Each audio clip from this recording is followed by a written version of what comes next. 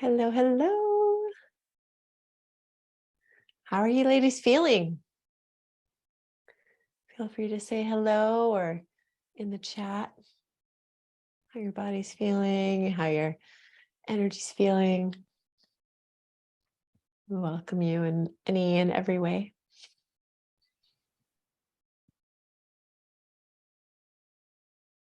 Hi, Judy.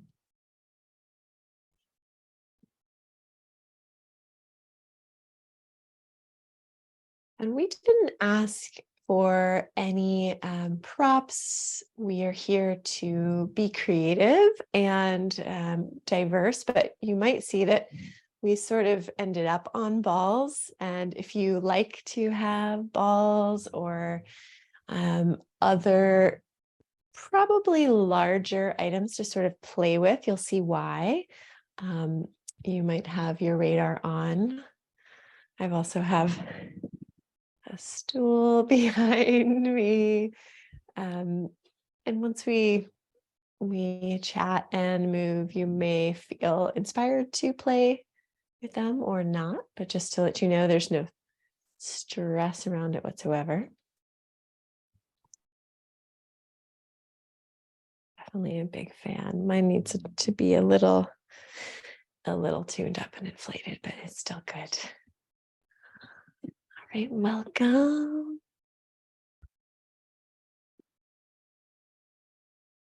What do you think, Domini? 602? Yeah, I think it's a good place to get started. 602 is a good place. 2 is a good time. Uh-huh.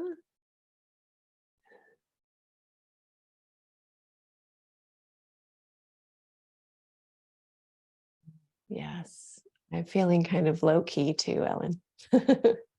Hi, Shadow. Nice to see you, Judy, too. Yeah, it's been an interesting day. I'm really happy to be here with y'all. Very happy. All right. Well, it's 6:02. And maybe we are all here and maybe we'll be welcoming in some friends as we go. And we're glad that you have joined us live or after the fact on the replay. We probably know each other a little bit, but Domini and I have extended the invitation to our communities. So just in case, my name is Michelle Nayeli, and you can choose what you prefer. And this is Domini Ann. And this class is our first time to really play together in this way, but probably not the last. And is an extension of the Evolution of Embodied Practice virtual training that just concluded yesterday. So many of you were part of that, of course. And we're going to pull through some of the themes from that training. And if you weren't at the training, don't worry. These are themes for us to play with whatever our body and ability and feeling or energy level is at today. And the title of this class kind of speaks to it all: exactitude versus aptitude. And for me, well, I will credit Domini Ann with this amazing title. And for me, it speaks to some of the themes that are dear to me about variety being the medicine for our body mind, both in movement and in our relation to our mental emotional experience through the nervous system, as well as the liberatory play that is ingrained in us as humans. That is how we learn, how we explore, how we discover and problem solve, and also connect to each other, as well as so many of these valuable systems of movement and embodied practice that can get a little bit overly prescriptive, and to realize that we are all so unique down to our bone shape, but also our life histories, our movement histories, and also how we change over time, so that it's never, ever exactly the same. And to open up this space of playing with what is possible.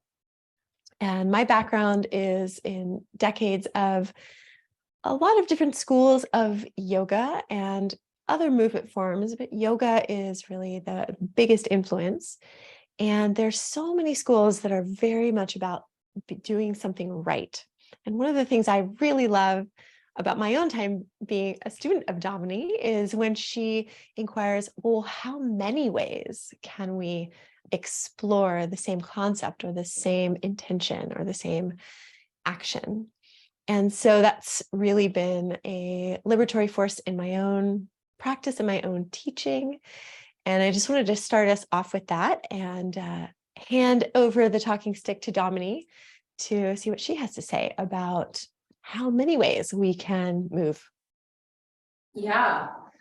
So similar to Michelle Nayeli, I come from backgrounds that are similar to yoga, and many of them have rigid discipline associated with them.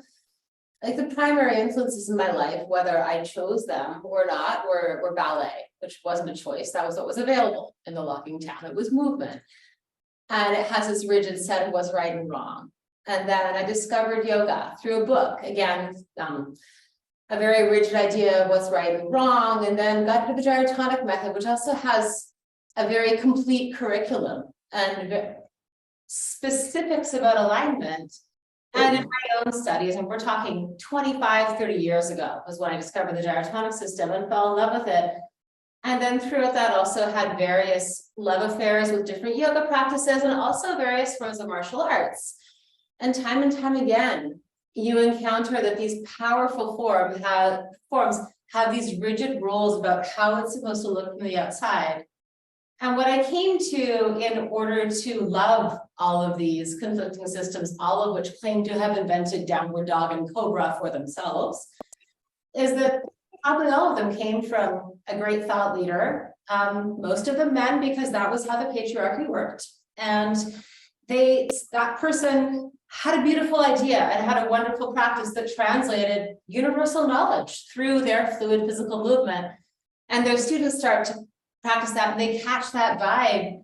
But as it's passed down through generations, the movements they were practicing became the container for the meaning, much as words are a container for meaning. And then all of a sudden they're holding on to the meaning by trying to hold on to the container. And that's where we lose sight of the truth.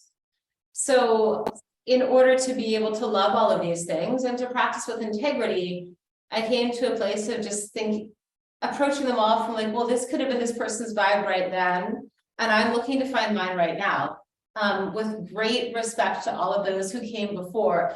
And sometimes that practice might look more like Ashtanga, and sometimes it might look more like Wing Chun Kung Fu or Choi Lei Foot or whatever it was.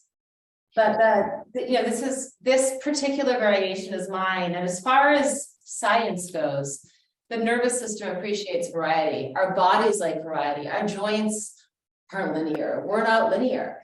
And so the more ways we can practice, it's like the more languages you speak, the more versatile you are, and the better you can understand whatever poetry you're speaking that day. Oh, by the way, I mix my metaphors a lot. So there you go. Talking stick is going back to Michelle.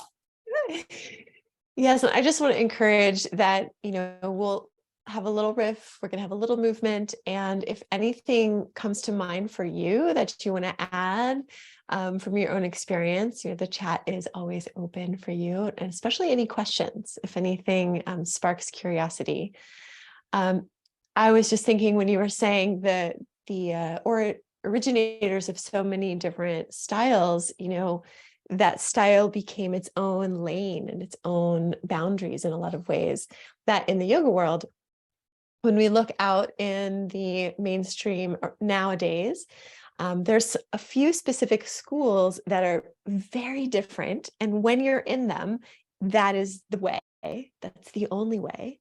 And then the teacher, one generation before, was actually the teacher of all these different schools. Krishnamacharya was the teacher of Iyengar yoga, which is very much alignment and long holds.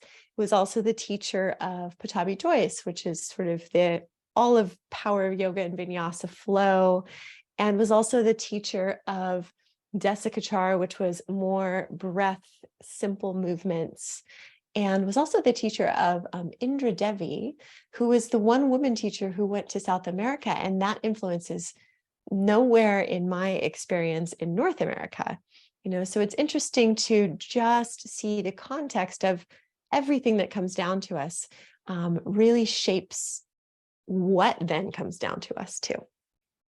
So we thought we would play in our bodies. Was that a raising hand, Domini? Yes. Can I grab the talking stick for a second? Because I want to throw in like one more, what I find profoundly liberating thought coming from more of an exercise science modality. When we fall, we're out of alignment, right? When we are off balance, we're usually also out of alignment. And if we want to be able to train ourselves to be agile and move truthfully through life, which is often out of balance, out of alignment, then why are we only trying to train ourselves in alignment? Because without training in and out of alignment, we lack the strength to come back into balance when we're out. And for me, that thought is a bridge to play. Back to you. Yes. Which is opening the Pandora's box of what is alignment, right? So there's lots of ways to define that. And I think we're going to keep this really brief so we can get moving. But one of the things that guides me that has kind of come as a attempt to summarize many different things in many different studies. Some of you heard me say this in the training this past week, is to prioritize the felt sense and contribution and distribution through the whole of your body. Or if you're focusing on one place, you can actually do that as a microcosm of a joint or the pelvis. Or if there's a part of you that needs a little bit more attention, you can tune into that no matter what you're doing. So I just want to kind of drop that as something to play with as we start moving, and ask if Domini has anything else that you want to add. Okay. So we're going to play with a little locomotion. We are humans designed from the forces of walking through millennia in 3 dimensions and gravity on a round planet. But we're going to play with a little bit of crawling. And I want to encourage you to say, what if, how many ways is that possible? What feels good to me? And I'm going to mostly show on the floor, but we could use furniture and kind of crawl around a stool or a chair. You could, if you want to stay upright, lean. I'm not going to press my paintings, but you could play with crawling on the wall. You could, if you like balls and have a reasonable size, you could support yourself, and you might need to navigate a little bit as you move through the space. But if you need a little support, that could be something worth playing with as well. And otherwise, we'll find ourselves just on hands and knees. And I do invite you to play with what calls you along the way, because we're here to, again, feel the options. And wherever you are, go ahead and shift your weight from your supports. So if you're standing, feet and hands on the wall or on the stool or chair or on the floor, we're just going to shift forward and back. And you might even lift up your paws and then bring them back down. And you might even play with lifting your knees and shifting forward and back, or even up towards something like a down dog that apparently was invented everywhere. I've never heard that one. That was good. And shift forward and back. And you could shift slow, slow, slow, or with breath. Just a few more moments And notice how you're receiving and pushing, and the rhythm that feels like a resonant rhythm for you today.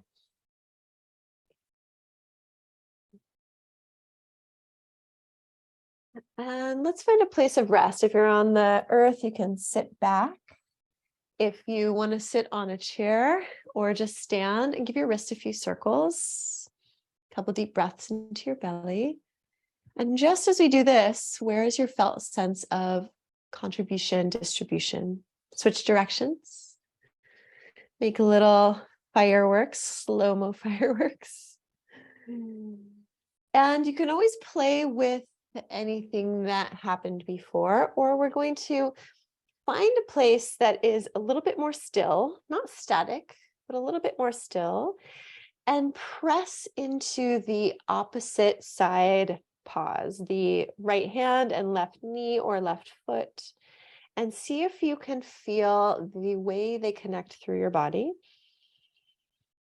And then switch diagonals. So the contralateral opposite side. And again, whatever surface it is, see if you can draw the line of connection through your body. And then play between the two. So pressing one diagonal and change and pressing the other diagonal. And let the transition be like you're pouring the effort. Smooth and through. Is there a difference between the sides? And then play with where you're placing your pause. So when I say pause, it's whatever's touching your support, your hands, your knees, your hands, your feet, on the floor, on the wall. Play with where they are placed so we can actually lift them up and move a little bit. And notice your breath as you do this. Domini is going to add some more specifics, but for now, notice what your breath does when you press, when you shift.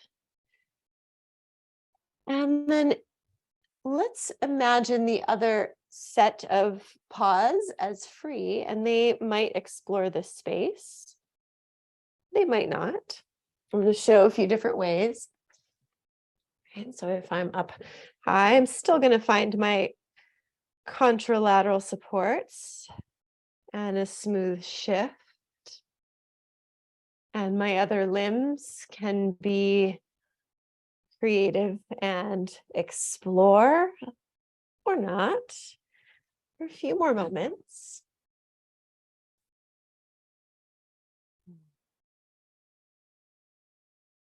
And then we're going to start to move this around. So same focus of the opposite pause, the contralateral crisscross pause, and moving through the space in any direction, forward and back, side to side, and start to feel that you're actually exploring your environment. So we're not just in a container of practice that, we have to stay in one place, but maybe you find some furniture or you find your puppy assistant, or you're looking around your space. And if you are on the earth, you have the option also to lift your knees and find the balls of your feet. You might even find other parts of your feet. And you might find you can get warmer faster than you may expect. And I have a little bit of a small space, so maybe notice what we're both doing as some options for a few more moments. You can always change the intensity, the speed. And then we're going to take a little break and play again. So either sitting back, sitting down, on a chair, standing up. Shake off your wrists, especially if you're on the floor. And let's see if we can find something that we didn't do yet. Right, so we're keeping the cues really basic so that you can play.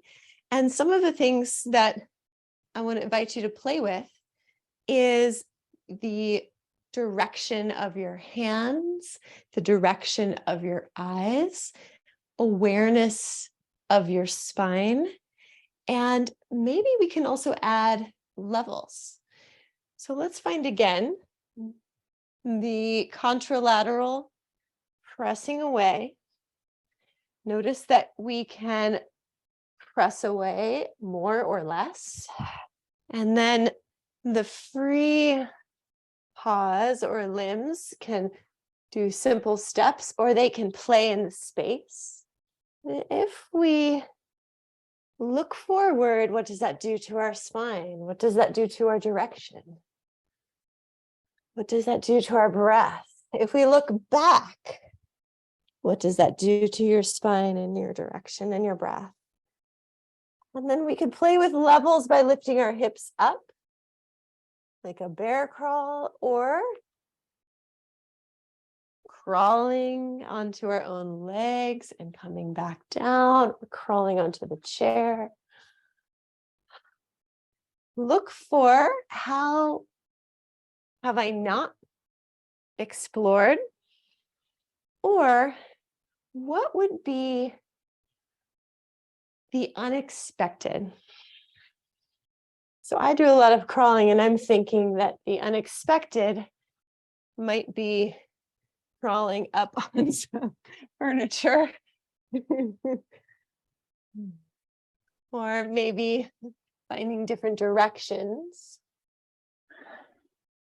And you might notice different coordinations as well.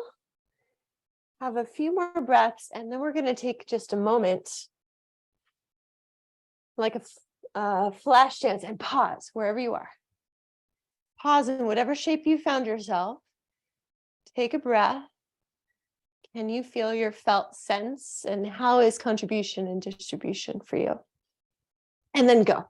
What is this game? Freeze game, right? Let's try that again, but you don't know when it's coming. You don't know when it's coming. Pause. Felt sense, contribution, distribution. See how you feel. And then move, breathe, try on a smile.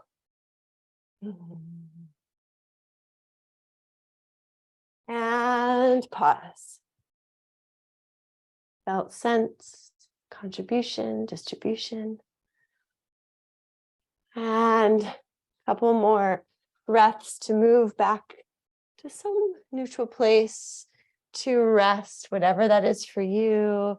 You can be on your back, you can be seated, you could be kneeling. Take stock if you need to circle your wrists, wiggle your fingers, or just breathe and see if there is any part of you that is more present than usual. I'm going to have one more little play, crawling, before we add a little bit of breath. And this can be done on your knees or on your toes. And it gets very creative if you're not on the floor. So I'm going to show on the floor, and then we'll see what it looks like up above. And this is just if you have a happy tail that you're wagging side to side. And you're going to let that tail tip you over to sit and flip so that your hips are facing the ceiling, or your belly is facing the ceiling. And that can be lounging like with the pelvis on the floor, or pressing down so that you can wag your tail again. And then we just tip our knees over, step the hand over, and we come back to face the ground. And we have two sides, so we can wag our tail, tip over to sit, Hands and feet on the floor, chest to the sky, maybe with some rooted paws, and we could shift our weight from the pelvis. And then we tip the knees and step over with the hands. Play with that a few times and see if in the transition we can find contribution and distribution. A little more interesting being upright. We still wag the tail, but we have to walk our hand over, and maybe I'd recommend sitting to make sure you have the center of the support.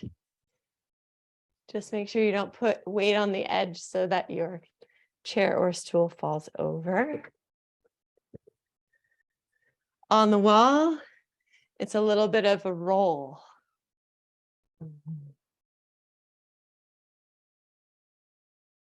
And this can be something where we pause and change, or continuous. So just another 10 moments, flipping our orientation with alignment as, for now, your felt sense, contribution and distribution, and navigating any moments off alignment or off balance.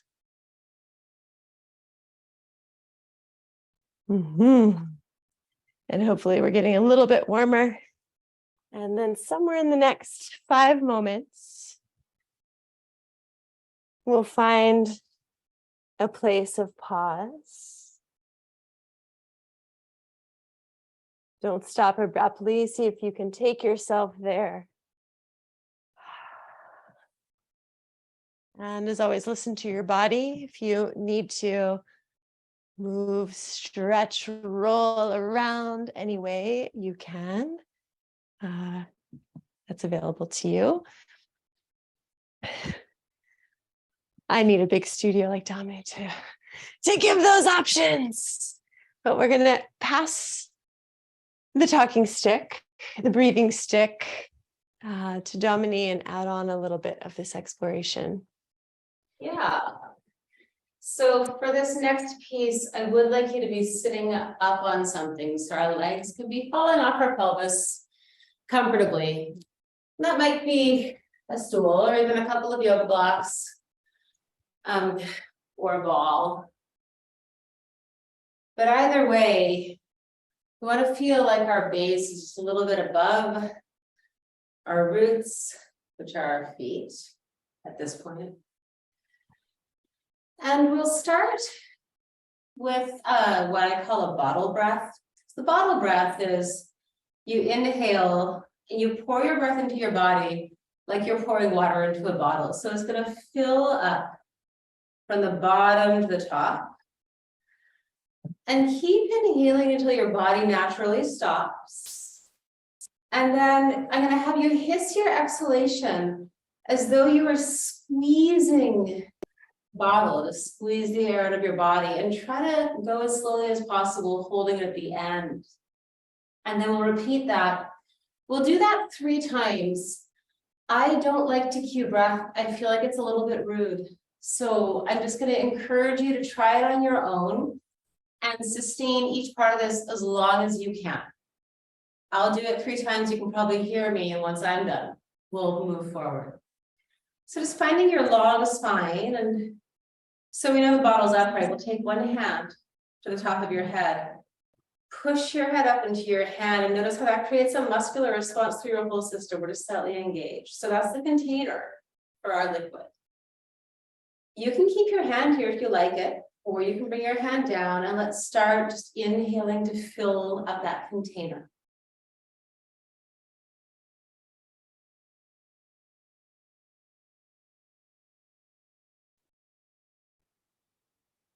Inhale until you feel your body stop inhaling, then surf that pause. And then hissing. And you'll notice about halfway through, you'll feel yourself squeezing the bottle from the inside.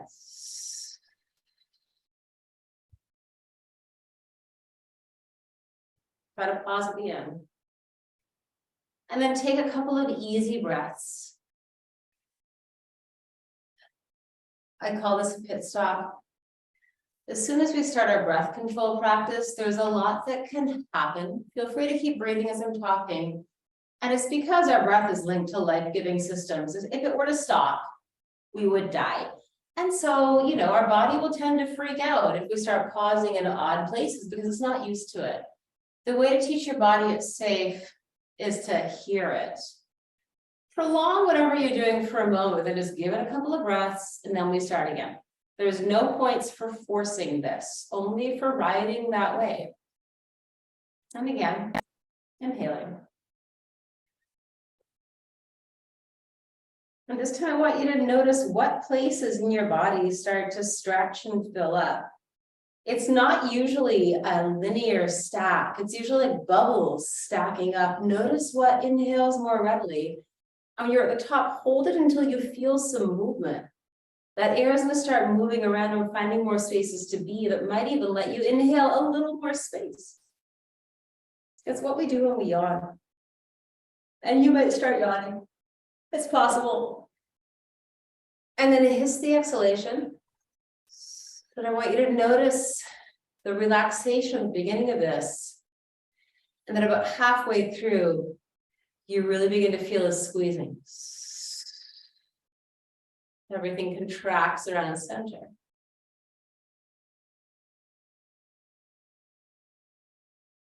As you take your easy breaths, replay that experience for yourself in your mind.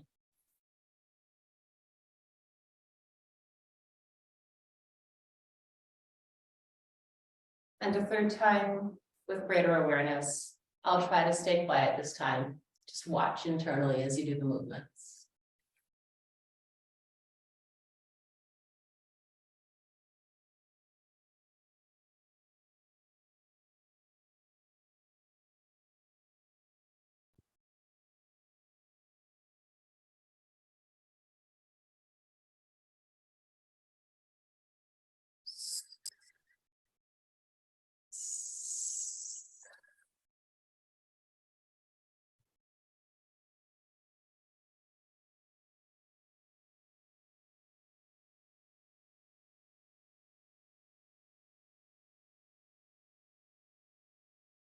So to give some words to what's happening here and what you experienced, it's helpful to know the term tidal volume. Tidal volume is the amount of air that you naturally intake and outtake that keeps your body functioning at a not dead level, a functionally not dead level. It's usually about the pacing that we have when we're sleeping. And it's marked by a natural pause at the top of the inhalation and the top of the exhalation is what we need to keep our metabolism functioning at its normal level. Optimal, you know, that requires debate, but it's natural level. And so, of course, there's a range because if we're breathing shallow at our desk, what we need to survive is different than if we're running a marathon. So your tidal volume can change based on how you're living life. But in general, our tidal volume of oxygen is 0.25 to 1/2 of a liter. So for those of you who don't speak metric, that's like a cup to 2 cups. And the total volume that we have available to us in our lungs is between 5 and 6 liters. So a party bottle of soda pop is 2 liters. So you do the math, like stack up imaginary based on your size. 2 to 3 party bottles of soda pop. That's the amount of potential volume of air that your body can intake. And all we need is this much to stay alive. So tidal volume is living in about the mid-range of our capacity. And you could imagine that maybe it had a midline of like shallow breathing, kind of half full, not full. That's the middle of it. And anything above where we pause, the top of our inhalation, is inhalatory reserve volume. It's the extra we have. And you experienced that when we paused and we moved the breath around and you found the capacity to breathe a little more. It's like you're stretching those muscles. We'll get into that. And then we exhale. At the bottom range of the exhalation, everything beneath that is the exhalatory reserve volume. which divers know really well. You also probably noticed as you were traveling your breath downwards, if you imagine that line and center of tidal volume, that we relaxed to about that line. And then after that, there felt a squeezing. So that comes to the muscular mechanism of breath, because our lungs are organs. So they're made of tissue similar to muscle tissue, but they don't breathe themselves. They rely on the muscles that surround them to hold the lungs open as we inhale. And as we exhale, they release back to our normal setting. And then they'll start to squeeze as we push the air out. Right? So it's this very internal reaction to our mind, but also to a natural function. We start to harness our musculature around our internal functions. And I feel like that's where we can find a truer answer around what is alignment in any position through that, really. So let's just take one more bottle breath with all that information and see what we grasp now. Sitting up tall, push your head up into your hands. So we've organized our muscles already to keep our spine long. And let's keep our head pushing up into our hand this time. We'll inhale through our nose because it slows things down and everyone says it's better. We're not going to get into this class. Inhaling up.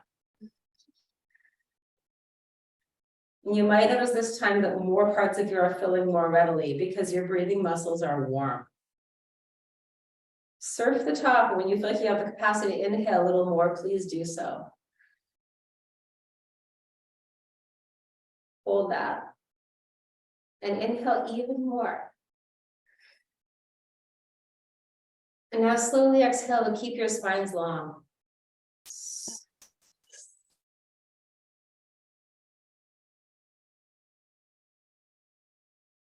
Feel that squeeze. And then release.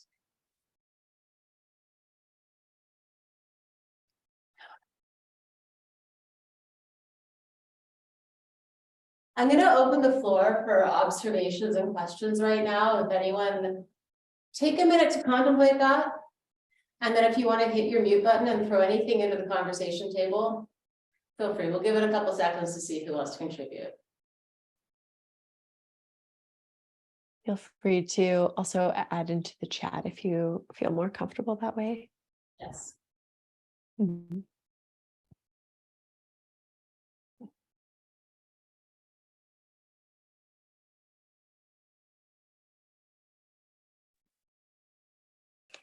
Domini, I just want to clarify, is it tidal, T-I-D-A-L, or title, T-I-T-L-E? T-I-D-A-L. Okay, thanks.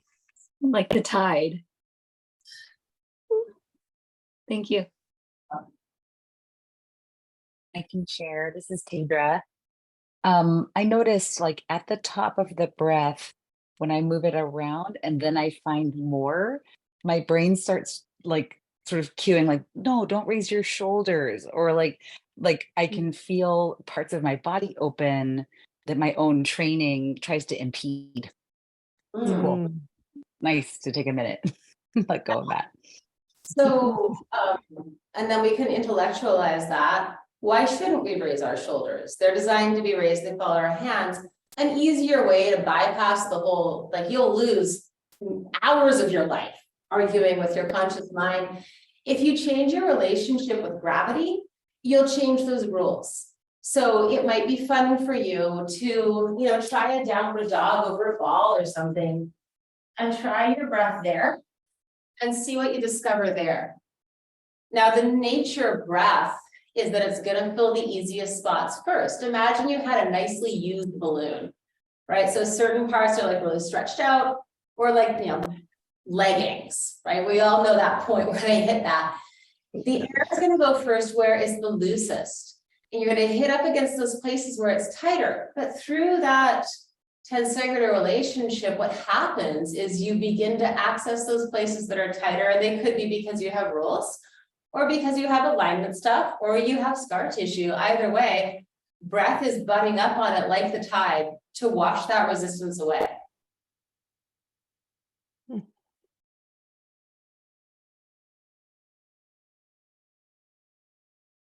I really love the coming from the center, coming from the inside out, and feeling for, even though you didn't say this specifically, um, that distribution on the center, both in the filling and in the squeezing. And then from there, we can organize the rest. That's where my mind goes. Yeah, yeah, and I think that's kind of where we're gonna wind up going in class. You know, you can also imagine the breath and how we use it as one of those long balloon animals.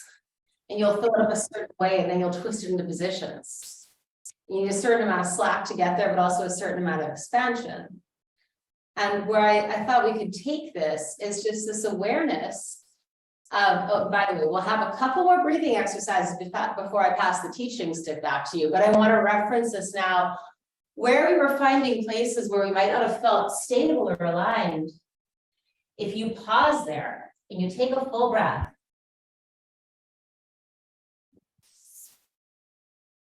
I can guarantee you there's going to be a point in either the inhalation or exhalation where everything clicks and there's integrity.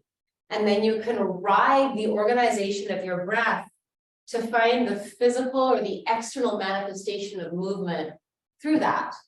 And I think that's a very true tool to find alignment, right? It's to wait for the life-giving forces in our body to show us how they could stay alive in that position. And because we're not likely to wind up dead in this class because of an exercise, I can guarantee it's going to happen. So, any response to that? There's laughter, also fine.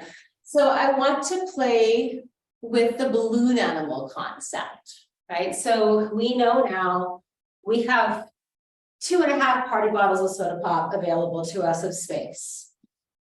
And we only need like this much to stay alive. We're gonna be playing with that. And we'll start with inhaling. And I'd like you to, first of all, just push your heads up to your hands. And then find that length supporting your body by your back. And we'll do a belly breath, which is typically, sometimes people call it diaphragmatic breathing. It's not quite that, but yeah, your diaphragm's involved. You're going to inhale and let your belly pop out and look at it. And then you're going to take your index finger and you're going to hold your index finger there so your belly button's touching your index. Now I'll show you from the side. So it looks like this. And I'm going to hiss the breath out and we're going to pull our belly in, keeping our index there.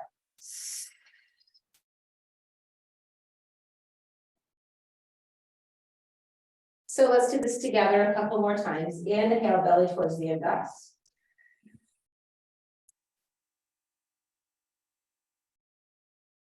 Exhale, pull it away.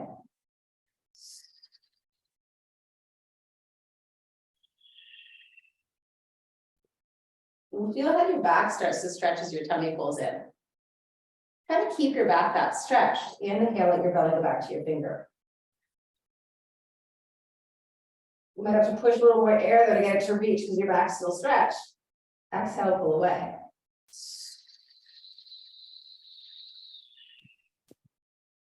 Now you're going to move your index to where your belly button is now. Inhale and don't, maybe take it like an inch away so you're not quite touching. Inhale, don't let your belly touch your finger. And notice where the breath fills up now. Everywhere but our abdomen. Could be your shoulders, could be your back. It depends on your body and your posture. Exhale, bring your finger to your abdomen and try to pull your belly further away. Feel the shape you're in. Keep your navel away from your finger. Inhale again. Let other things in play.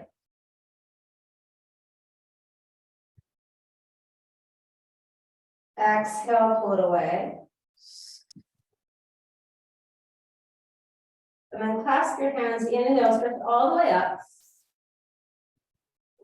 And we're going to hold our chest up there and we'll hold our breath in and just do a couple pelvic tilts. So if you're on a ball, you might push it back and forth. Otherwise, you'll take your navel back and forth, but just do that with yourself really full. Exhale down. Take a couple easy breaths.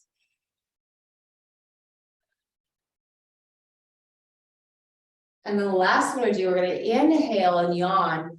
Exhale, keep our arms up and holding the breath out, do a couple of pelvic tilts and then come down. So let's do that all together. Inhaling up. Stay up. Exhale. Move your lower half.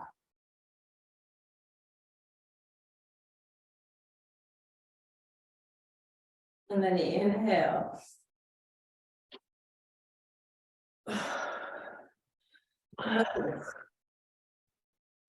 You can sense into your shoulders now. You can sense into your abdomen. I am going to pass the talking stick back to Michelle here. You're welcome to add any commentary on Uddiyana Bandha if you want, or just bring it back into movement. How is everyone feeling? I was hoping to make that a little bit visible if you didn't have a ball. Yeah, Tony says she really likes this rising. That's one of my favorite cues. And I feel similarly that can organize everything. I would love to take us all the way to the floor. So if it's available to you to lie down on your back.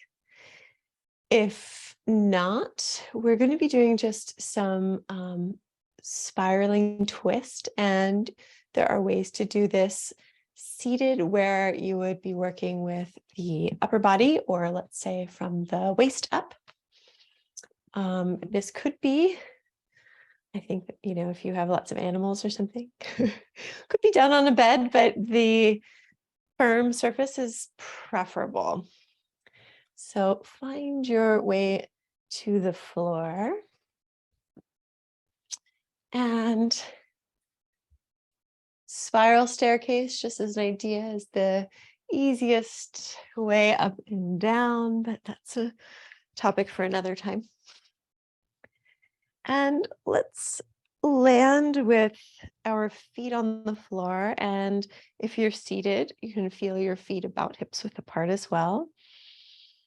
And we'll start with the lower body, just pressing into one foot and then release, and see if you can feel the traveling of that force as you push the floor away. Now, if you're seated, there's going to be less movement. And if you're on your back, you'll feel that hip start to lift.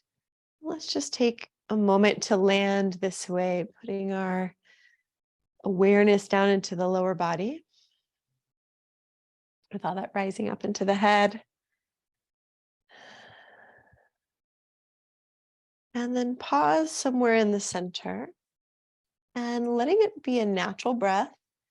Notice if you have any more space awakened from the breathing with Domini. And also from being on the earth, where we don't have to hold ourselves up from gravity. You might be aware of maybe more relaxation along the side ribs or in the belly. It's different for all of us. There's no right or wrong. We are always tracking our own change and navigating for ourselves. And then let's go ahead and extend the legs. And they're a little bit wide. If you're on a chair, you may just leave them on the floor. And if you're on the floor, extend your arms into a big star or a big X. Release your breath, get heavier. And we're going to go for the least amount of effort. If you're in a chair, you're going to turn your eyes and feel how your eyes turn your spine. And for us on the floor, we're going to start at the other end, at our foot. Either leg, I'd like you to bring one leg slowly towards the other and look for the least amount of effort. And when you meet your other leg, you're just going to go right over it like you're walking over a little hill. You're going to keep reaching across. And now you might find a place along this pathway that feels really nice to stay, or continue to reach with your foot and arms get out of the way overhead until you come onto your belly. And if you're seated in a chair, just look back. And wherever you're landing, have one breath into the floor inner space. And if you're seated, you'll exhale and come back. And those of us on the floor, take the same leg towards your other foot. So the one that brought us across is going to bring us back. Crossing the leg on the floor and being slow and easy to return us back to our X.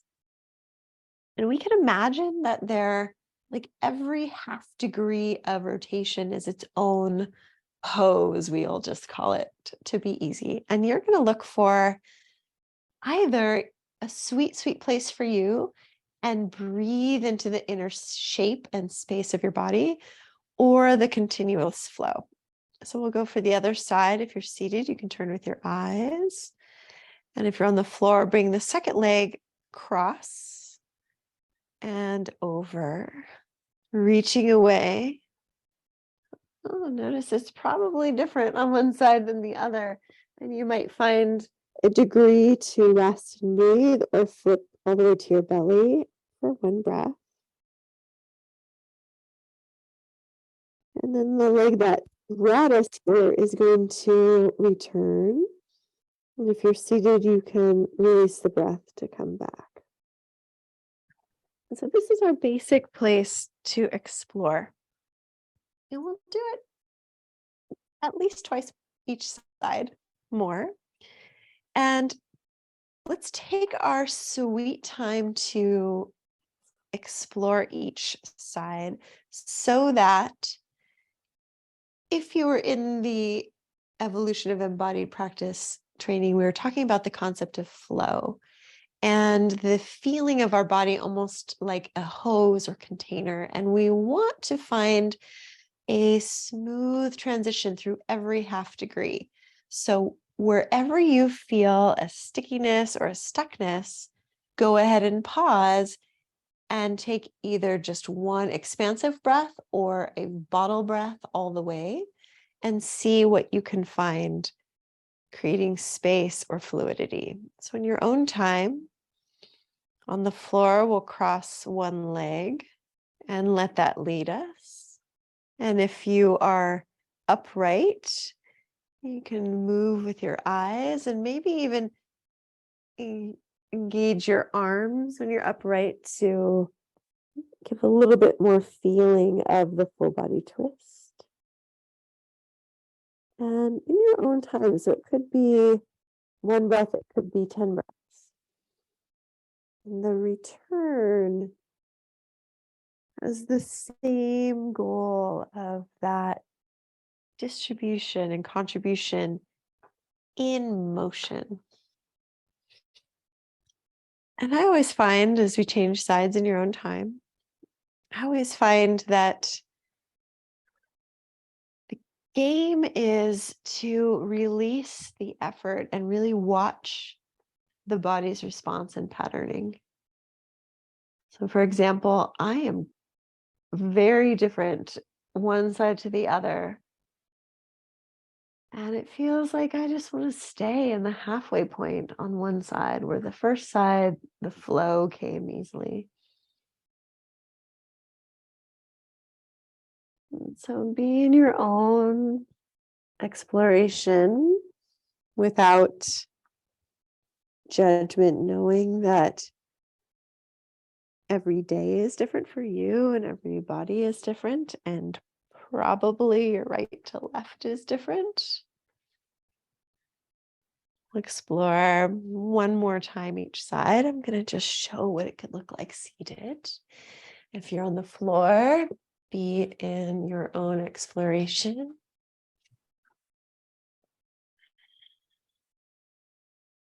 Your arms might find a different path. You might play with the feeling of weight to help smooth things out. You might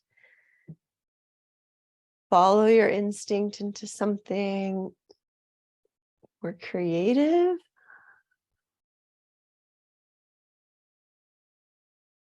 See if you can feel the organization and the movement coming from the inside out rather than the top down of your mind. Last few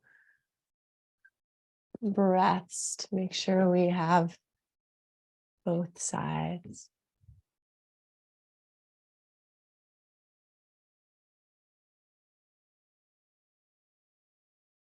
And no rush if you're not there yet, but whenever you do feel that you have met both sides of you, find anywhere in a relative balance. It doesn't have to be a perfect symmetrical form, but a place of ease to just observe if by working one side and then the other, we have more of an attunement or a sense of the center and the balance.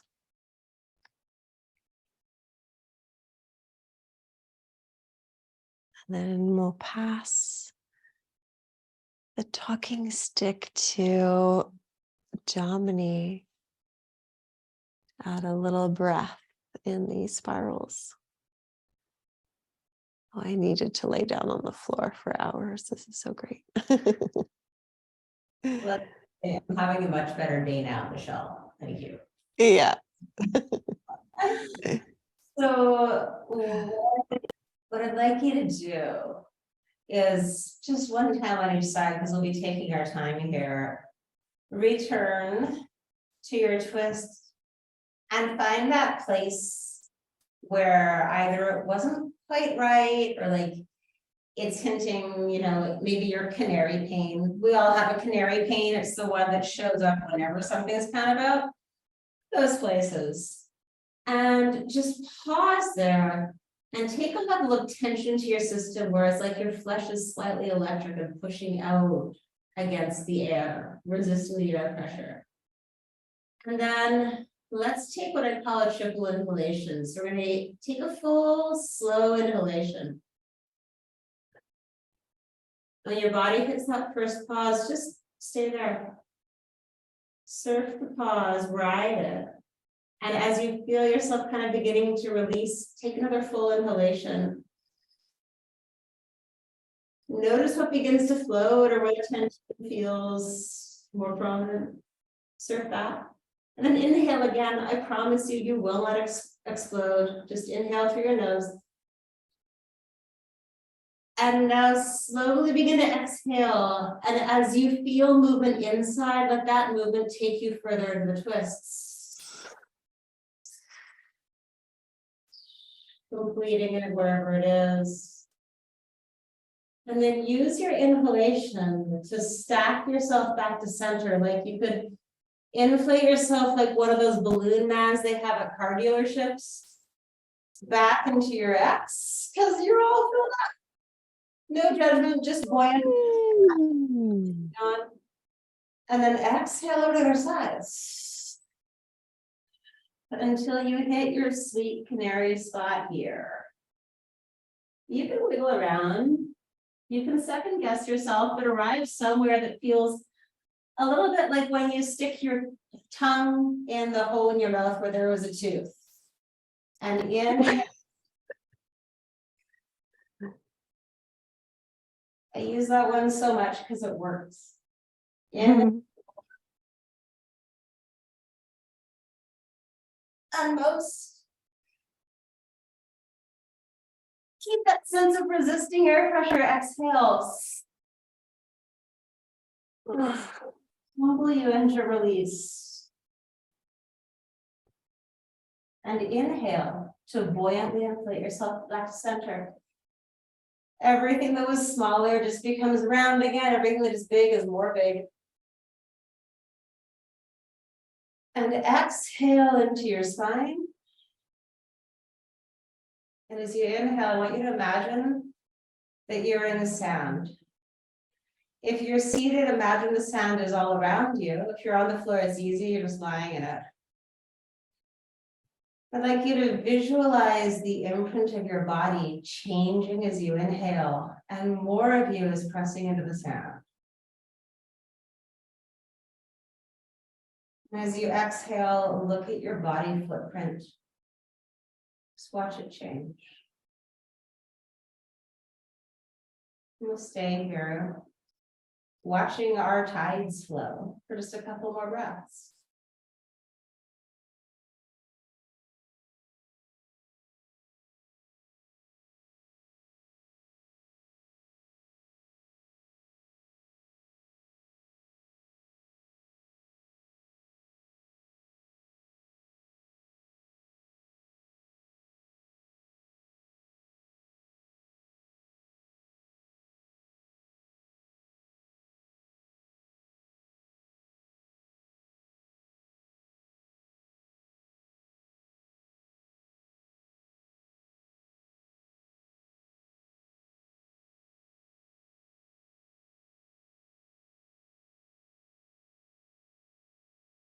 And then using your breath to bring yourselves back to an upright position. To do a little top-down processing, and I'm going to pass the stick back to Michelle to conclude the end of class. Yes. Oh, just gonna peek on the chat. Take your time. Sometimes that can be deeper than you think, even though it's just dipping our toe in the water, especially if that was new work for you. And want to know how y'all are feeling. You can unmute or share in the chat.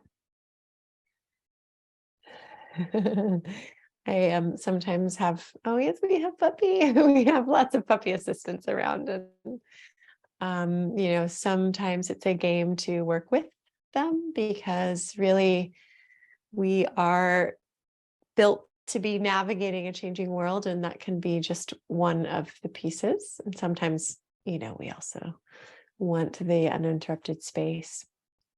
But I just want to thank Domini and all of you for being here. I will just put a little extra voice in. The 3-part breath has been such an incredible thing that I have learned from Domini and have been playing with in all kinds of different movement and shapes and places. And it's been quite revealing and quite healing. Yeah, I see a little hand shared. If you want to share, Domini, about that. Oh no, I was just giving you some jazz hands. Oh, jazz hands. Yeah, Yeah. different than raising a hand. Oh, loved rolling on the floor. Yeah, so there's you know, one of the things that's wonderful about rolling on the floor is the feeling of weight and gravity in that very full body way can be a great down regulation for your nervous system, as with breathing slowly. So hopefully you can take some of that wherever you are. And I feel like we could keep riffing, but maybe we'll close up for the recording and just be here for anyone who has Q&A so that you feel like you can speak whatever is on your mind. Do you have any last final words, Domini? I loved this. Thank you. It was fun to share that space with you. And my final word is when you watch the recording, you'll watch Big Blue here, this little puppy in my lap, doing all the unwinding with you. That he was so good about it. So you put me down. And Yay. everyone who joined us in class, thank you for holding such a quiet and expansive somatic space. You know, we can feel a lot over those airwaves, and the shared space over large distances is one of the things I love the most about teaching virtually. So thank you all for creating this boundless space with us.